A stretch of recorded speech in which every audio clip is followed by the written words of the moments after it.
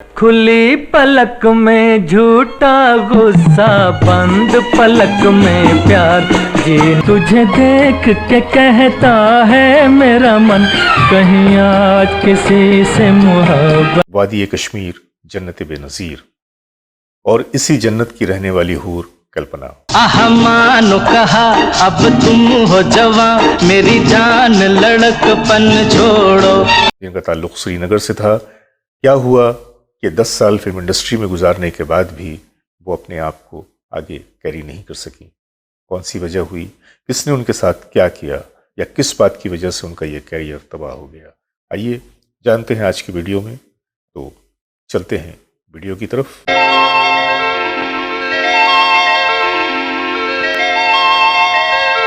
सभी देखने वालों की खिदमत में मैं जावेद नसीम अपना आदाब, सलाम, नमस्कार और सत श्री अकाल पेश करता हूँ। और आज मैं आपके सामने एक छोटी सी कहानी लेकर आया हूँ। ये कहानी है एक हीरोइन की बदनसीबी की। आपके दिमाग में यूँ तो कई नाम आए होंगे, क्योंकि हमारी फिल्म इंडस्ट्री में कई ऐसी हीरोइंस थीं कि जिन्होंने फिल्म इंडस्ट्री का रुख तो किया, फिल्मों में काम भी किया, लेकिन दौलत और शोहरत उनसे कोसों दूर रही। और इस ज़मन में 3 नाम जो बहुत ही ख़ास तौर से नज़रों के सामने आते हैं वो है प्रिया राजवंश, विमी और कल्पना मोहन। हालांकि इन हीरोइंस ने फिल्म इंडस्ट्री में अच्छा खासा वक्त गुजारा, 1 दहाई से भी कुछ ज़्यादा का वक्त गुजारा, लेकिन उसके बावजूद जो शोहरत, जो दौलत दूसरों के हिस्से में आई, जो फ़ैन फॉलोइंग, जो लोगों की चाहने वालों की जो तादाद उनके हिस्से में आई, वो इन लोगों की ज़िंदगियों से दूर रही। आज मैं बातें करूंगा कल्पना मोहन की। कल्पना मोहन, जिन्हें आप सब कल्पना के नाम से जानते हैं, और फिल्म प्रोफेसर के हवाले से वो लोगों के दिलो दिमाग में आज भी है, क्योंकि टीवी पे, मोबाइल पे, दूसरे चैनल पे कहीं ना कहीं आपको 3 देवियां या प्रोफेसर या उनकी फिल्मों के गाने आपको ज़रूर सुनने को मिल जाते हैं।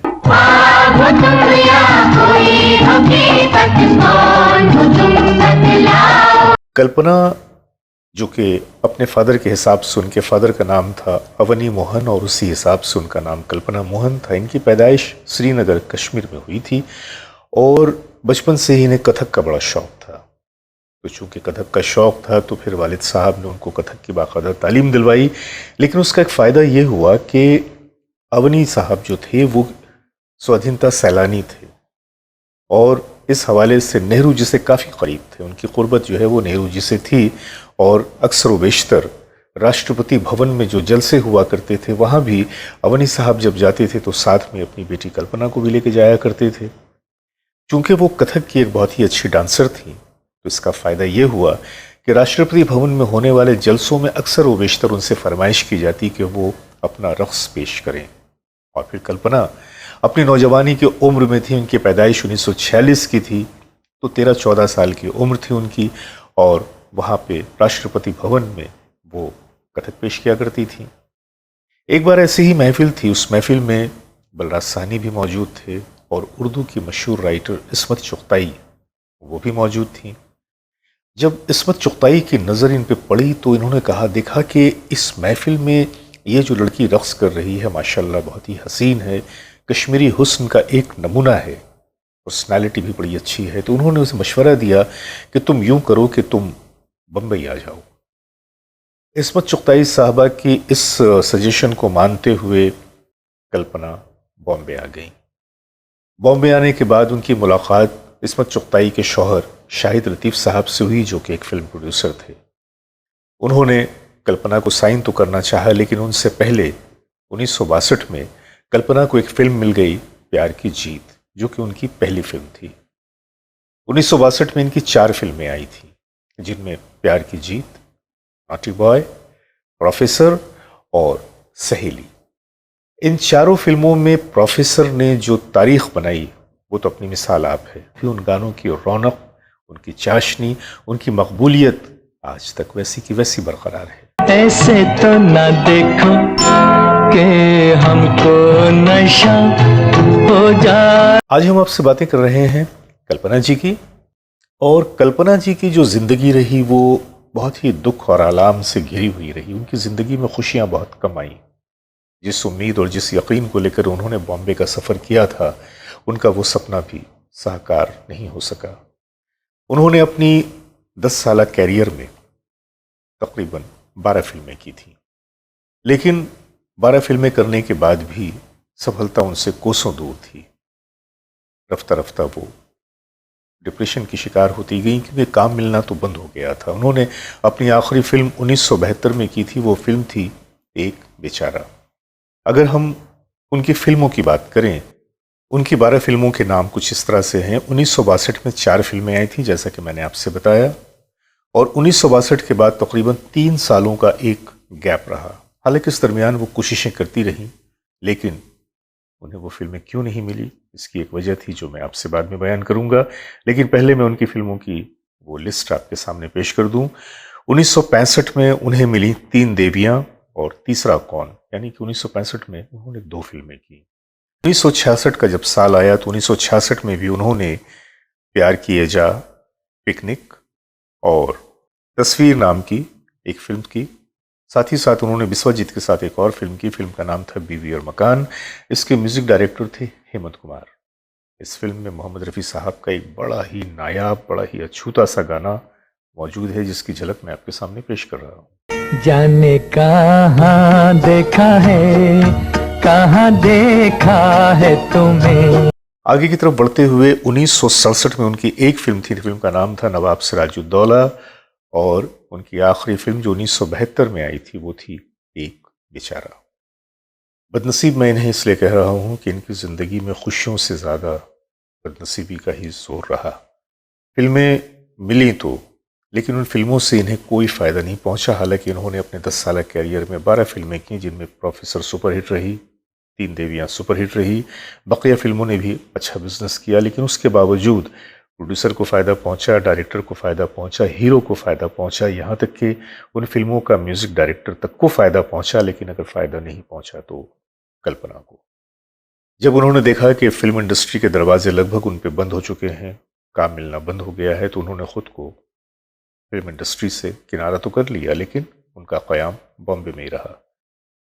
उनकी बदनसीबी का एक ये भी किस्सा सामने है कि उन्होंने ज़िंदगी में 2 शादियाँ की। पहली शादी तो सचिन भूमिक साहब से हुई, जो कि बहुत ही मशहूर स्क्रीन पर राइटर थे। वो शादी कामयाब नहीं हो सकी और आखिरकार डिवोर्स हो गया।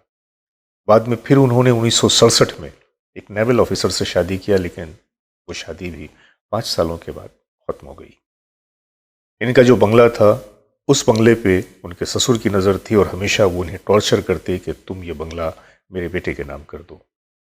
बहरहाल हो सकता है कि डिवोर्स की वजह भी शायद यही रही हो। इस बारे में मैं हतमी तौर से कुछ नहीं कह सकता, लेकिन इतना ज़रूर रहा कि अपने आगे आने वाली ज़िंदगी में वो अकेली हो गई, और उन्होंने अपनी बेटी प्रीति की देखभाल अकेले रहकर ही की, और उनकी तालीम और तरबियत का पूरा इंतज़ाम उन्होंने खुद से ही किया। और एक धक्का उन्हें उस वक्त बड़ा ही शदीद लगा कि जबकि उनकी 54 एकड़ ज़मीन को किसी ने जाली दस्तखत के सहारे बेच दिया। यह धक्का इतना शदीद था कि वो डिप्रेशन में चली गई, क्योंकि फिल्में खो चुकी थीं, रिश्ते खो चुकी थीं, और अब जो ज़मीन थी उन्होंने उसे भी खो दिया था। इनकी तबीयत ख़राब रहने लगी, और तबीयत की ख़राबी के बाइस डॉक्टरों ने मशवरा दिया कि इन्हें किसी ऐसी जगह पर रखा जाए जहाँ पे आबो हवा बहुत ही सुस्त हो, बहुत ही शानदार हो, बहुत ही साफ़ सुथरी हो। लिहाजा पुणे के एक बहुत ही इंटीरियर इलाके में जाकर उन्होंने अपना एक मकान तामीर करवाया, और उसमें वो रहने लगी। ये अलग थलग ज़िंदगी वो जी रही थी, लेकिन बीमारी ने उन्हें आ लिया और उन्हें कैंसर हो गया। डिप्रेशन की मरीज तो पहले थी, उस पर से कैंसर हो गया। कैंसर ने उन्हें बिल्कुल तोड़ कर रख दिया, लागर करके रख दिया। ज़हनी तौर से परेशान, माली तौर से परेशान, देखने वाला कोई नहीं, और इस तरह से उनकी ज़िंदगी एक दुखों के समंदर में डूब गई। वो चाहती थी निकलना, लेकिन निकलने की कोई राह नहीं थी। बेटी अपने शौहर के साथ यूएसए में थी, यहाँ पे वो बस यूं ही बिना किसी पुरसान हाल के पड़ी हुई थी। और ऐसे में ज़िंदगी के आखिरी अय्याम में आते आते उन्हें पैरालिसिस भी हो गया। पैरालिसिस का झटका जो आया, तो पैरालिसिस की वजह से वो बिस्तर पे आ गई और 5 सालों तक वो ज़ेरे इलाज रहीं। 5 सालों के बाद 4 जनवरी 2012 को इस कहानी का खात्मा हो गया। इस कहानी पर अगर आप गौर करें तो शुरू से लेकर आखिर तक आपको कल्पना की जिंदगी में दुख ज्यादा नजर आएंगे। एक वाकया उनकी जिंदगी में हुआ था जिसका मैं खास तौर से आज जिक्र करना चाहूंगा कि जब फिल्म प्रोफेसर, जिसमें शम्मी कपूर हीरो थे, और जैसा कि आप जानते हैं कि यह फिल्म सुपर डुपर हिट हुई थी, इनके गाने आज तक हमारे और आपके जहनों में वैसे ही तरोताज़ा हैं। उस ज़माने में प्रोफेसर की कामयाबी के बाद हर शख्स की ज़ुबान पे प्रोफेसर के गाने सुनने को मिलते थे, आवाज़ दे के हमें तुम बुलाओ, या खुली पलक में झूठा गुस्सा, या ए गुलबदन ए गुलबदन, तमाम के तमाम गाने सुपर हिट। उस फिल्म के बाद, उस फिल्म की कामयाबी के बाद शम्मी कपूर साहब को ऑफर्स आए कल्पना के साथ काम करने के लिए, लेकिन शम्मी कपूर साहब ने इंतहाई सख्ती के साथ न सिर्फ ये कि मना कर दिया, बल्कि उन्होंने एक ऐसा जुमला इस्तेमाल किया जिसने शायद कल्पना के ऊपर अच्छी फिल्मों के दरवाजे बंद कर दिए। उन्होंने कहा कि मैं किसी सन की हीरोइन के साथ काम नहीं कर सकता, और ये बात जंगल के आग की तरह फैल गई। फैली तो यूं फैली कि हीरोज, प्रोड्यूसर्स, डायरेक्टर्स सबों ने कल्पना से दामन बचाना शुरू कर दिया।